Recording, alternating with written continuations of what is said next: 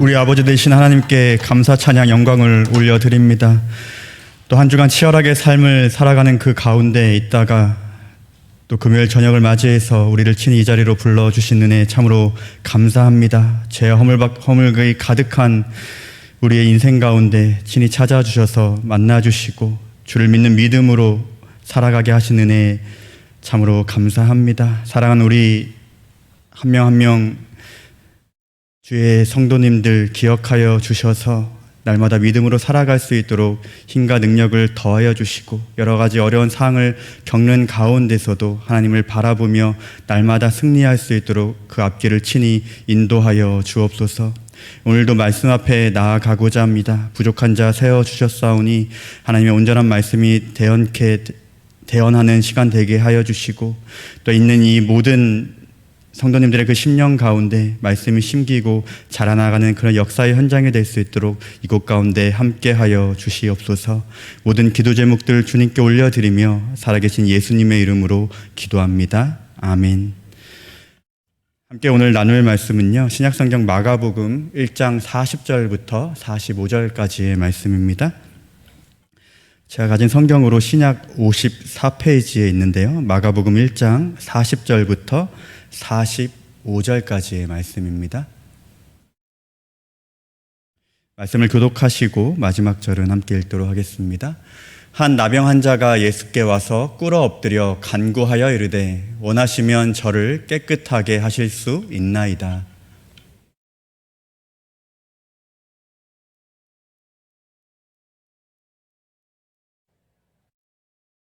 곧 나병이 그 사람에게서 떠나가고 깨끗하여 진지라. 이르시되 삼가 아무에게 아무 말도 하지 말고 가서 내 몸을 제사장에게 보이고 내가 깨끗하게 되었으니 모세가 명한 것을 드려 그들에게 입증하라 하셨더라.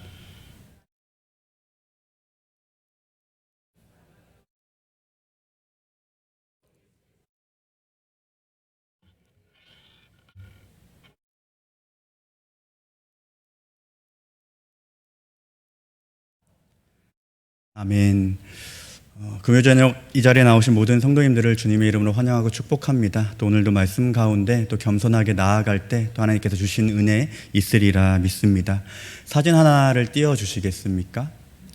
이 내용, 이 이야기를 잘 아시리라 생각합니다. 코끼리를 만지는 장님들의 그런 그림이 있는데요, 분명 코끼리는 한 마리인데 만져보는 위치에 따라 각자 다른 정의를 합니다. 어떤 사람은 코끼리는 뾰족한 창 같아, 어떤 사람은 뱀 같아, 어떤 사람은 부채 같아, 어떤 사람은 아니야 벽이야, 아니야 어떤 사람은 나무야, 어떤 사람은 줄이야 라며 각자 만져본 촉감에 따라서 자기가 생각한 대로 이야기하는 이 이야기를 잘 아시리라 생각합니다. 정말 우스워 보이는 이야기일 수 있지만 우리가 살아가는 우리의 모습임에 틀림이 없습니다. 사람들은 어떤 환경에 놓여 있는지에 따라서 혹은 어떤 위치에 있는지에 따라 각자만의 바라보는 그런 관점이 있습니다. 그런데 이러한 세상 가운데 그리스도인으로서 우리는 어떻게 살아가야 할까요? 우리는 서로 다름을 인정하고 또 이해하면서 긍휼의 마음으로 서로를 바라보아야 한다는 것입니다. 함부로 나의 기준과 잣대를 들이대어 다른 사람을 정죄하고 판단하는 그런 일을 우리는 참여해서는 안 될 것입니다. 개인적으로 말씀을 묵상하고 준비할 때 이 본문에 등장하는 등장인물의 입장이 되어 생각해 보는 것을 저는 개인적으로 좋아하는데요. 오늘 본문에 등장하는 나병 환자를 중심으로 하여 이 나병 환자의 시선, 그리고 예수님의 시선, 우리의 시선, 이 세 가지 각도에서 함께 말씀을 나누어 볼까 합니다. 첫 번째로 먼저는 나병 환자의 시선에서 해석해 보려고 합니다. 나병 환자가 겪고 있는 상황, 이 상황은 성경에 기록되어 있지 않지만 나병은 개역 개정 성경 이전에 개역 한글 성경에 문둥병이라고 기록이 되어 있었습니다. 우리에게는 그리하여 문둥병이라는 단어가 참 익숙합니다. 그러나 요즘은 한센병이라고 불리고 있고요. 우리도 문둥병이나 나병이 아니라 사실은 한센병이라고 부르는 것이 맞습니다. 한센병이라는 이름은 1871년 이 원인균을 발견한 노르웨이의 의사 한센이라는 사람의 이름에서 따온 병명입니다. 한센병은 호흡기나 피부를 통해 감염되는 다양한 형태로 나타나는데 피부에 염증이 생기고 손이나 발, 코, 귀 같은 신체의 일부분이 떨어져 나가며 말초 신경을 파괴하기까지 하는 등 과거에는 치료할 수 없었던 불치병이 바로 오늘 성경에 등장하는 나병입니다. 오늘 본문을 보면 나병 환자라고 소개하지만 누가복음에 보면 온몸에 나병 들린 사람이라고 상세하게 설명하고 있습니다. 신체의 일부분만 나병이 들어도 아주 심각한 상태일 텐데 오늘 본문에 등장하는 나병 환자는 신체의 일부분만 나병이 든 것이 아니라 온몸에 나병이 든 한마디로 이야기하면 중증 환자입니다. 과거 유대 사회에서는 나병이 걸리게 되면 사회와 가정으로부터 격리가 되었습니다. 레위기 13장 45절과 46절 말씀에 보시면 나병 환자의 규례가 나오는데 제가 읽어드릴게요.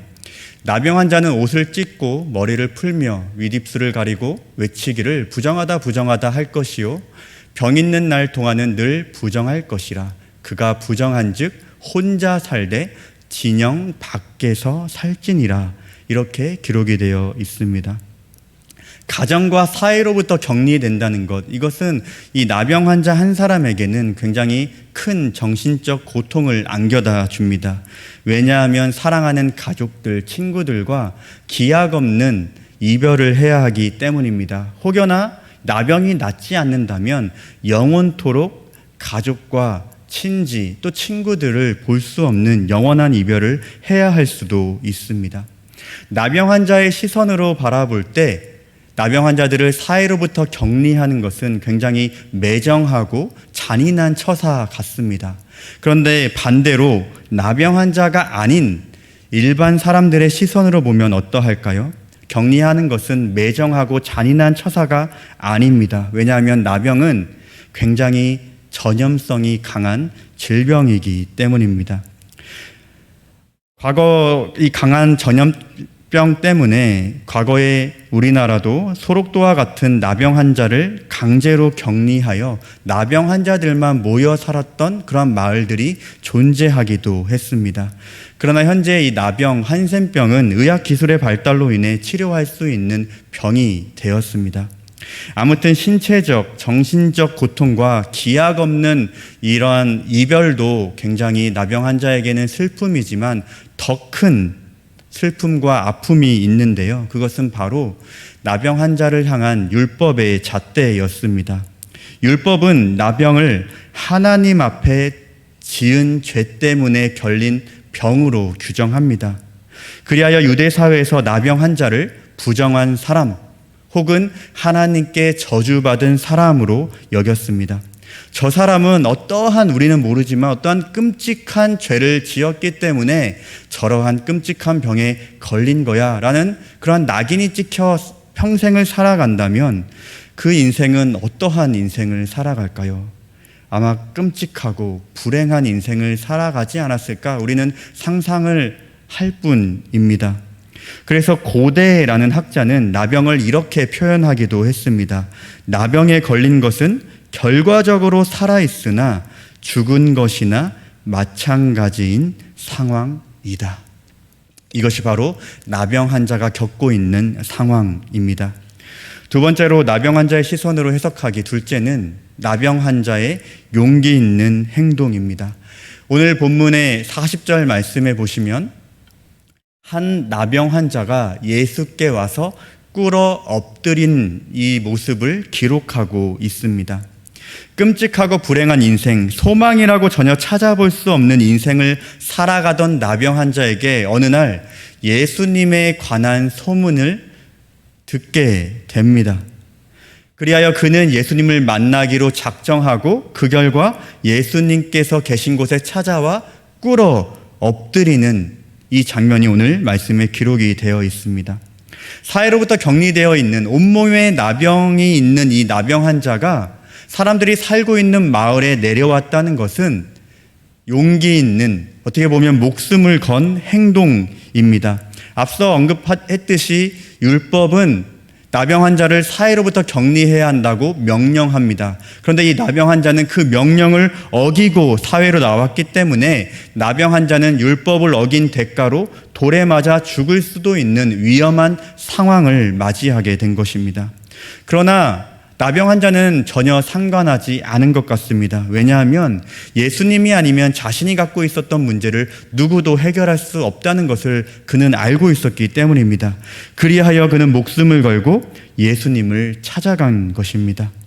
나병 환자는 예수님만이 유일한 치료자 되심을 믿는 믿음을 가지고 용기를 가지고 목숨을 걸고 담대하게 세상에 나오게 되었습니다. 세 번째입니다. 나병 환자의 시선으로 해석하기 세 번째는 예수님 앞에 꿇어 엎드린 나병 환자는 예수님 앞에서 간절하게 기도했습니다. 40절 하반절 말씀입니다. 간구하여 이르되 원하시면 저를 깨끗하게 하실 수 있나이다. 나병 환자의 이 간구를 좀 더 주목해서 보려고 하는데요. 나병 환자의 간구는 크게 두 가지로 정리해서 살펴볼 수 있습니다. 첫 번째는 나병 환자의 기도는 하나님의 뜻을 간구하는 기도였습니다. 40절 후반절에 방금 읽었던 원하시면, 예수님을 만난 나병 환자는 예수님께 원하시면 이라고 간구합니다. 내가 낫기를 원합니다. 예수님, 나의 병을 빨리 없애주세요 라고 하는 것이 아니라 예수님의 의향을 먼저 물어본 겁니다. 목숨을 걸고 나온 나병 환자의 그런 간구치고는 굉장히 소극적인 간구가 아닐까, 그러한 생각이 듭니다. 그런데 이 나병 환자의 간구를 유심히 살펴보면 그의 관심사는 예수님께서 이것을 치료해 줄 수 있는 능력이 있는가가 아니라, 이 능력은 분명히 예수님께서 있으신데 예수님께서 나를 치료하시기를 원하시는가, 이것이 나병 환자의 관심사였음을 우리는 말씀을 통해 알게 됩니다. 이것이 무엇이냐? 나병 환자가 예수님의 뜻에 자신의 앞길을 전적으로 맡기고 있다는 것을 의미합니다. 내 뜻이 아니라 예수님의 뜻에 나는 순종하겠습니다. 의 의미가 담겨 있습니다. 저나 성도님들, 우리는 기도합니다. 그런데 하나님 앞에서 어떠한 간구를 하고 계시나요? 혹 기도하실 때 나의 뜻, 나의 길을 혹은 정답을 정해놓고 기도하고 계시지는 않나요? 나의 뜻대로 진행되면 기도가 응답되는 것이고 혹은 제대로 가고 있는 것이지만, 내가 원하는 대로 되지 않고 막히고 잘못된 길로 가고 있다면 기도가 응답되지 않는 것이고 제대로 가지 않고 있다, 혹은 그러한 생각을 하고 살아가고 있지는 않은지 우리는 돌아보아야 할 것입니다. 그리하여 우리도 나병 환자와 같이 간구해야 합니다. 어떠한 기도입니까? 나의 뜻이 아니라 기도를 들으시는 하나님의 뜻, 예수님의 뜻을 두고 기도해야 한다는 것입니다. 이것이 바로 십자가를 지시기 전 겟세마나에서 하셨던 예수님의 기도입니다. 마태복음 26장 39절 말씀해 보시면, 조금 나아가서 얼굴을 땅에 대시고 엎드려 기도하여 이르시되 내 아버지여, 만일 할 만하시거든 이 잔을 내게서 지나가게 하옵소서. 그러나 나의 원대로 마시옵고 아버지의 원대로 하옵소서 하시고. 너무나도 잘 아시는 말씀이시죠. 예수님은 온전히 하나님의 뜻을 구하는 기도만을 하셨습니다. 우리도 예수님처럼 하나님 아버지의 뜻을 구하는 그러한 기도를 해야 합니다. 혹시 나의 기도 가운데, 기도 제목 가운데 하나님의 뜻이 아니라 나의 뜻이 앞서고 있지 않은지 한번 돌아보시기를 바랍니다. 두 번째, 나병 환자의 기도는요, 믿음의 기도였습니다. 40절 후반절에 보시면 저를 깨끗하게 하실 수 있나이다 라고 이렇게 예수님 앞에서 말하고 있습니다. 나병 환자는 어떻게 목숨을 걸고 예수님 앞에 나올 수 있었을까요? 바로 그의 믿음 때문이었습니다. 예수님이라면 나의 병을 치료해 주실 수 있을 거야. 그런 믿음 때문입니다. 끔찍한 고통을 살다가 이왕 죽는 거 돌에 맞아 죽으나 병으로 죽으나 어차피 죽는 거 매 한 가지지 이렇게 생각하면서 나온 것이 아니라 그는 믿음으로 나온 것입니다. 믿음으로 나왔기 때문에 그는 목숨을 걸고 나올 수 있었습니다. 예수님 앞에 서면 반드시 나는 깨끗함을 받을 수 있을 거야. 그 믿음과 확신이 그에게 용기를 가져다 주었고 그의 마음과 발걸음이 예수님 앞에 향하게 만들게 된 것입니다. 야고보서 5장 15절 말씀을 함께 같이 읽어볼까요? 시작. 그를 일으키시리라. 혹시 죄를 범하였을지라도 사하심을 받으리라. 우리가 살다 보면 기도할 일들 참 많이 있지요. 기도의 제목이 많으면 많을수록 우리는 어떠한 태도를 보여야 할까요? 한 가지 말씀을 드리면 나의 힘을 빼야 합니다. 내 힘, 내가 의지할 수 있는 어떠한 의지할 모든 것들을 내려놓는 것이 필요합니다. 생사화복, 모든 것은 하나님 손에 달려있음을 믿고 우리는 한 가지 믿음을 가지고 기도해야 합니다. 그것이 바로 하나님께서 우리에게 요구하시는 문제 앞에 우리의 태도입니다. 우리가 믿음으로 기도할 때 하나님께서는 구원의 역사를 베풀어 주실 것이고 믿음으로 우리가 기도할 때 우리의 삶 가운데 회복의 역사가 일어날 줄 믿습니다. 두 번째, 예수님의 시선으로 그렇다면 한번 해석을 해보려고 합니다. 첫 번째는 나병 환자를 향한 예수님의 마음입니다. 41절 말씀입니다. 상반절에 보시면 예수님께서 불쌍히 여기사라는 말씀이 기록이 되어 있습니다. 나병 환자를 향한 예수님의 마음은 바로 불쌍히 여기는 바로 긍휼의 마음입니다. 불쌍히 여기사는 긍휼, 사랑, 동정의 마음이 담겨 있는 표현입니다. 이 불쌍히 여기다를 헬라어 원어로 해석하면 이러한 의미가 있더라고요. 간절히 열망하다. 간절히 열망하다라는 이 의미를 가지고 제가 풀어서 예수님의 마음을 해석해 드리면 예수님은 지금까지의 나병 환자의 모든 고통을 지켜보셨고 더불어 나병 환자의 고통에 동참할 뿐 아니라 나병 환자의 고통을 치유해 주고자 하시는 열망이 누구보다도 간절하셨다. 이것이 바로 불쌍히 여기다 그 단어 안에 포함된 의미입니다. 나병 환자만 나의 몸이 깨끗해지기를 소원한 것이 아니라 예수님께서도 나병 환자가 깨끗해지기를 소원하셨다는 것입니다. 아니, 나병 환자보다 예수님께서 더 이 불쌍한 나병 환자가 깨끗해지기를 예수님은 원하셨습니다.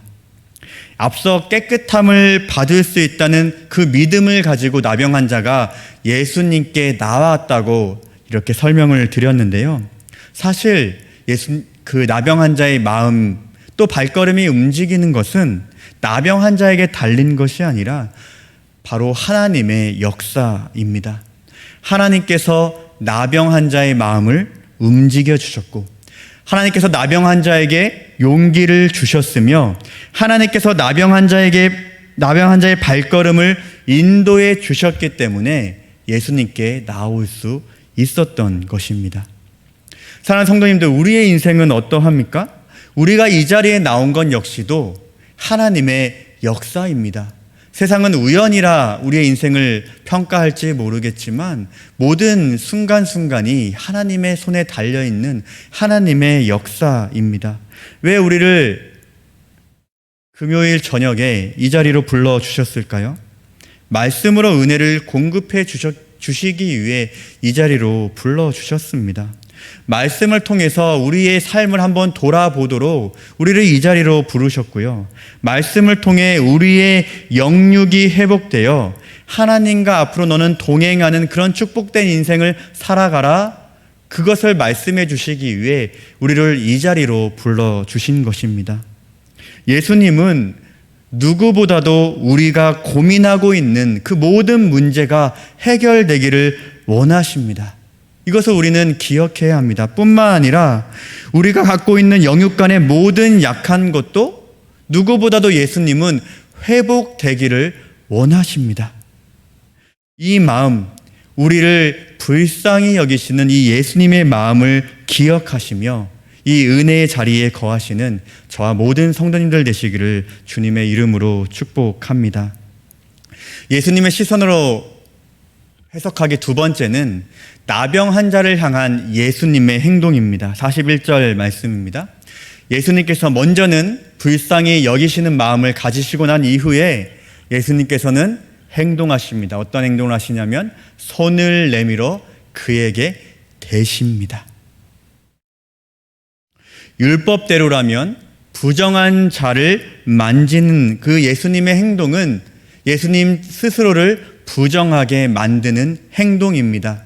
부정한 사람을 만졌다, 그 사람도 부정하게 됐다는 이 율법이 있습니다. 그래서 과거 유대인들은 나병 환자가 집안에 들어오는 경우 집안에 있는 모든 물건들이 부정하다라는 것으로 여겼기 때문에 부정한 나병 환자를 가까이 하지도 않았고 부정한 자를 당연히 만지지도 않았습니다. 그런데 예수님은 어떠하셨습니까?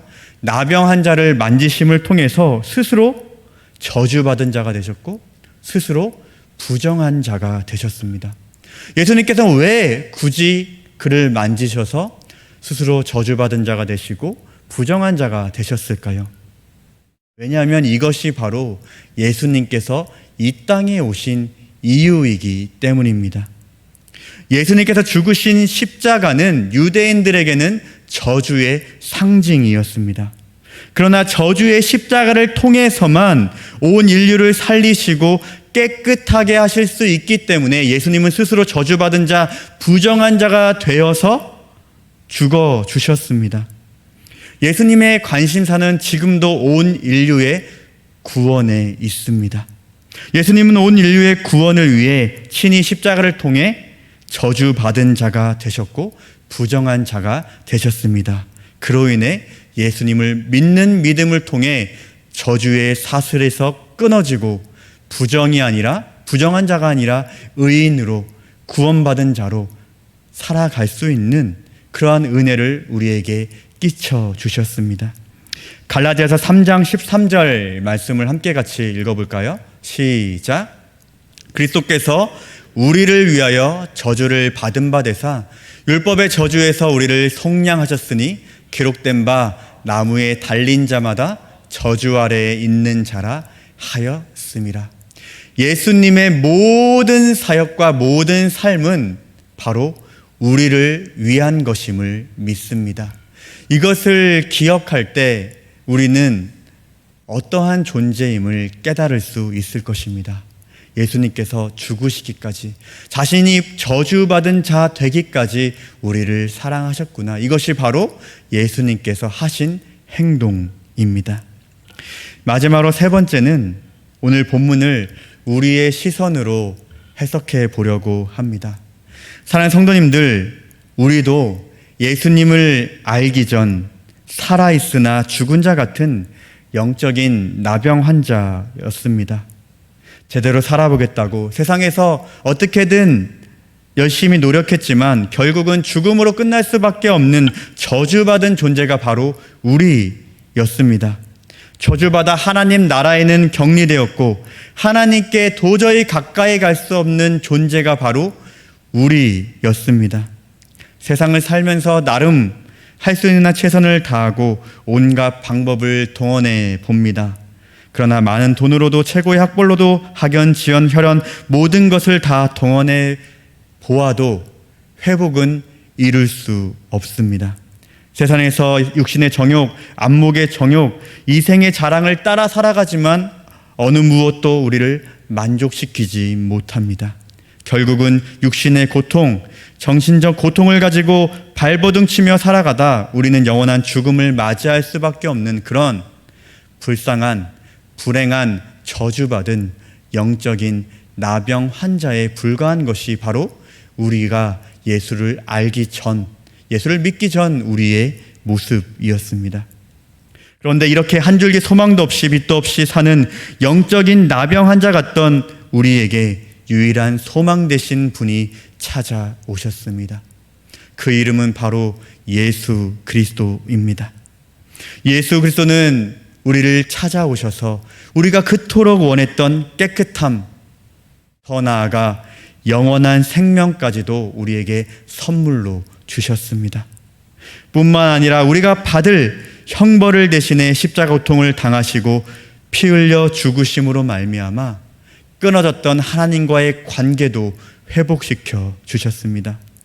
예수 그리스도로 말미암아 우리는 이제 하나님의 자녀가 되어 도저히 가까이 할 수 없는 하나님을 아버지라고 부를 수 있게 되었습니다. 또한 우리의 아버지 되신 하나님의 이름을 부르며 기도하면 응답하시고 가장 좋은 것을 주신다고 약속도 하셨습니다. 이제 우리는 하나님 나라 공동체의 소속이 되어 하나님 자녀로서 놀라운 특권을 누리는 그러한 인생으로 변화되었습니다. 이것을 한 단어로 정리하면 이것은 바로 복음입니다.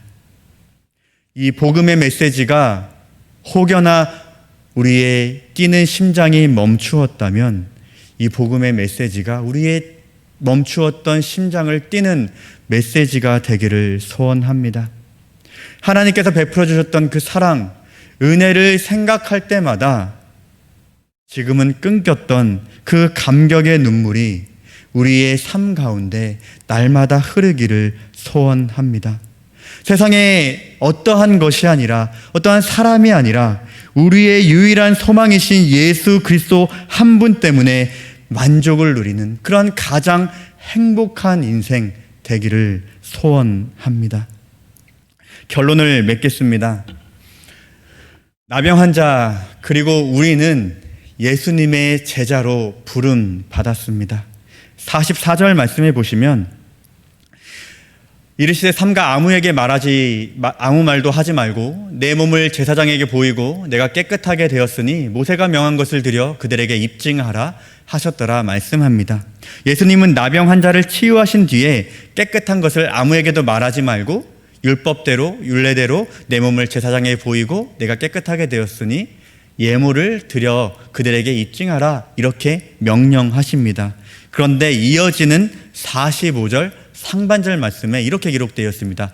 그러나 그 사람이 나가서 이 일을 많이 전파하여 널리 퍼지게 하니 아무 말도 하지 마라, 너는 입증하고 예물 드려라 라는 예수님의 명령을 어기고 나병 환자는 자신에게 일어난 모든 일들을 사람들에게 말합니다. 그리하여 나병 환자를 통해 예수님의 소문이 더 널리 퍼지게 됩니다.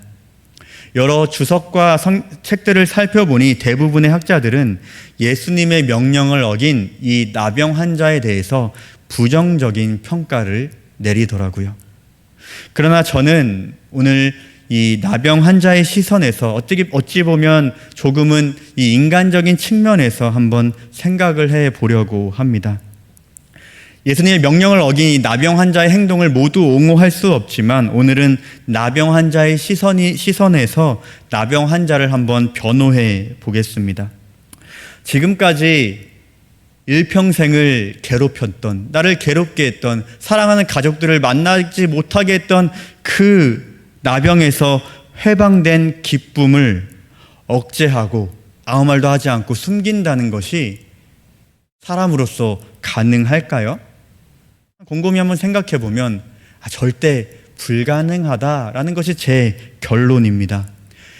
오히려 너무 기뻐서 룰루랄라 춤을 추면서 만나는 사람마다 나 예수님께 고침받았어 라고 말하며 자랑하는 것이 바로 고침받은 사람의 반응 아닐까요? 이 나병 환자의 반응이 무엇인가 곰곰이 생각해 보면 이 반응은 우리가 진짜 복음을 경험했을 때의 반응과 같은 반응입니다. 지금까지 우리를 괴롭게 했던 죄에서 해방되고 우리를 묶고 있었던 사단의 결박에서 해방되었다면 이 나병 환자처럼 기쁨으로 룰루랄라 춤을 추며 만나는 사람에게 예수의 복음을 전하는 것이 당연한 반응 아닐까, 이런 생각을 해 보았습니다. 사도행전 4장에 보시면요, 베드로와 요한이 부활하신 예수님을 만나서 그것이 너무나 기뻐서 사람들에게 선포하며 나아갑니다. 그러자 예루살렘 공회는 베드로와 요한을 조용히 불러서 예수에 관한 소문을 사람들에게 퍼지지 말게 하라라고 협박합니다. 그러면서 이제 너희는 예수의 이름으로 말하지도 말고 가르치지 말라고 경고합니다. 그때 베드로와 요한은 이렇게 대답합니다. 사도행전 4장 19절과 20절 말씀입니다. 베드로와 요한이 대답하여 이르되 하나님 앞에서 너희의 말을 듣는 것이 하나님의 말씀을 듣는 것보다 옳은가 판단하라. 20절 말씀을 함께 같이 읽을까요? 시작. 우리는 보고 들은 것을 말하지 아니할 수 없다 하니. 아멘. 사랑하는 성도님들, 우리가 받은 이 복음, 이 기쁨의 소식을 어찌 전하지 않을 수 있겠습니까? 유일한 소망 되신 예수님을 나의 사랑하는 가족, 믿지 않는 가족에게, 친지에게, 친구에게, 이웃에게, 직장 동료에게 전하는 것은 복음을 받은 사람으로서, 예수님을 만난 사람으로서의 자연스러운 반응입니다. 우리는 과거 영적인 나병 환자에서 이제 예수와 함께 죽었다 다시 살아난 깨끗한 나병 환자가 되었습니다. 예수의 심장이 우리의 심장에 이식되어 이제는 예수로 살고 예수로 죽는 그러한 인생이 되었습니다.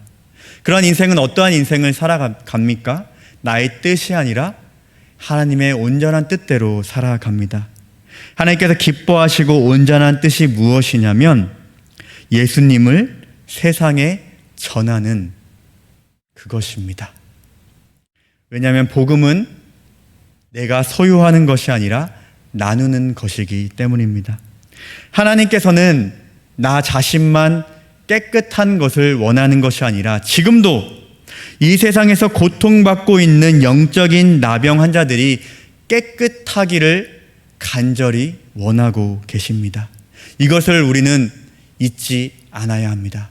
나의 깨끗함, 나를 만나기를 원하셨지만 뿐만 아니라 지금도 예수님을 만나지 못하고 깨끗해지지 못하고 회복되지 못하는 그 사람도, 예수님을 저주하고 믿지 않고 예수님을 욕하는 그 사람도 하나님은 깨끗해지기를 원하시는구나. 이것을 우리는 기억해야 할 것입니다. 여전히 사망의 음침한 골짜기로 죽어가는 그런 영적인 나병 환자가 이 세상에 얼마나 많이 있습니까? 그들을 생명과 치유의 자리로 인도하는 그 책임이 바로 먼저 회복된, 먼저 깨끗함 받은 우리에게 있는 줄 믿습니다. 이들의 구원을 위해 우리 함께 기도하기를 원합니다. 또한 우리가 살아가는 그 삶 가운데 예수 그리스도를 증명하는 그러한 복된 인생으로 나아가기를 바랍니다. 왜냐하면 우리의 소망은 오직 예수뿐이기 때문입니다. 함께 말씀을 기억하며 기도하기를 원합니다. 사랑하는 성도님들, 오늘 말씀을 들으시면서 어떠한 마음이 들으셨나요? 나병 환자의 그런 상황들과 나병 환자의 그런 행동들에 우리의 과거의 인생들, 또한 지금의 삶들이 혹은 이렇게 오버랩돼서 생각나지는 않으셨나요? 우리는 이 말씀에 나오는 나병 환자와 같은 존재입니다. 예수 없으면 안 되는 그러한 존재입니다. 그런데 예수 없이 잘 살아가고 있는 우리의 모습들을 한번 돌아보고 생각했으면 좋겠습니다. 주님, 복음의 열정을 회복시켜 주시고 예수 없으면 안 된다고 했었던 그 첫사랑이 회복될 수 있는 은혜를 허락하여 주시옵소서. 오늘 말씀을 기억하면서 복음의 열정의 회복과 나의 뛰지 않았던 복음을 향한 심장이 뛰기를 소원하며 함께 기도하도록 하겠습니다. 함께 기도하겠습니다. 주님, 우리를 불쌍히 여겨 주시옵소서. 깨끗함 받고 예수님의 제자로 하나님의 자녀로 살아가는 특권을 누렸음에도 불구하고 그들을 기억하지 못하고 예수 없이도 잘 살아갔던 나의 인생을 돌아봅니다. 예수 없으면 안 됩니다. 복음 때문에 기뻐 찬양하며 복음을 전하고 했던 그러한 과거를 또한 돌아봅니다. 그 첫사랑의 회복을 허락하여 주시옵소서. 오직 예수뿐입니다 하는 그 삶의 고백이 우리의 삶 가운데 끊임없이 일어나게 하여 주시옵소서. 그리하여 복음 때문에 우리의 심장이 뜨고 복음 때문에 눈물 흘리고 복음 때문에 기뻐 뛰는 우리의 인생이 될 수 있도록 우리를 불쌍히 여겨주시고 다시 한번 회복시켜 주시옵소서. 그리하여 우리가 있는 그곳 가운데 복음을 선포하며 있는 그곳 가운데 예수 그리스도를 증거하는 증인된 삶으로 나아갈 수 있도록 은혜 베풀어 주시옵소서. 회복시켜 주시옵소서. 나를 다시 한번 만나 주시옵소서. 오늘 이 기도의 자리에서 돌이키는 은혜를 허락하여 주시옵소서. 오늘 이 기도의 자리에서 복음 때문에 심장이 뜨고 눈물이 회복되는 그러한 역사 연장이 될 수 있도록 주님 나를 만나 주시옵소서. 주님 은혜 베풀어 주시옵소서. 그를 더하여 주시옵소서. 주님 오늘 기도의 자리에서 나를 만나 주시고 복음의 열정이 구력의 열정이 아버지 회복되는 시간 될 수 있도록 은혜 베풀어 주시옵소서.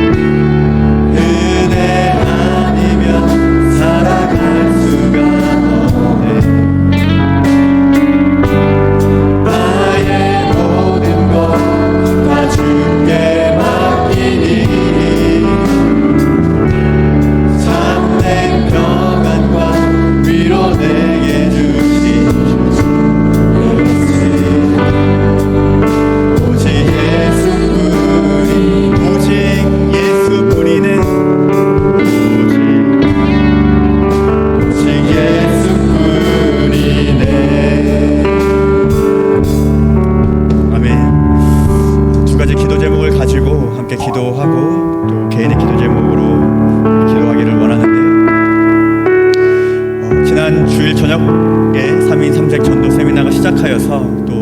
주일 저녁 7시와 또 다음 주 금요일 저녁 8시 30분에 전도 세미나가 진행이 됩니다. 여러 가지 어려운 상황 가운데 있지만 오늘 말씀을 통해 우리가 들었듯이 우리가 복음을 받았다면 그 복음은 나의 소유가 아니라 분명히 누군가에게 다시 전해야 하는 것임을 우리는 말씀을 통해 들었습니다.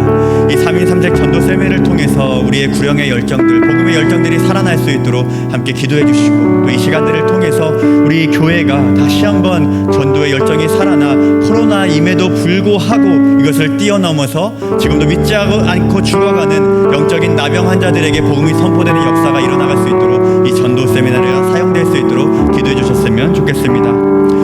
두 번째는 말씀과 기도의 회복을 위해서 기도해 주셨으면 좋겠습니다. 특별히 이 설교 강단을 위해서 기도해 주시기를 바랍니다. 특별히 담임 목사님의 영역간의 간건과 이 설교 강단을 통해서 주일 강단을 통해 선포되는 그 말씀에 강력한 역사와 성령의 역사가 있기를 소원하며 기도하셨으면 좋겠습니다. 뿐만 아니라 다음 세대 예배의 강단 가운데 하나님 말씀을 통해 다음 세대가 살아나고 변화되어 복음의 열정으로 살아가는 다음 세대가 될 수 있도록 말씀과 기도의 회복이 설교 강단을 통해 일어날 수 있도록 은혜를 더하여 달라고 이 3인 3대 전도 세미나와 말씀과 기도의 회복을 위해서 그리고 각자 가져오신 기도 제목으로 기도하시다가 자유하시겠습니다. 함께 주여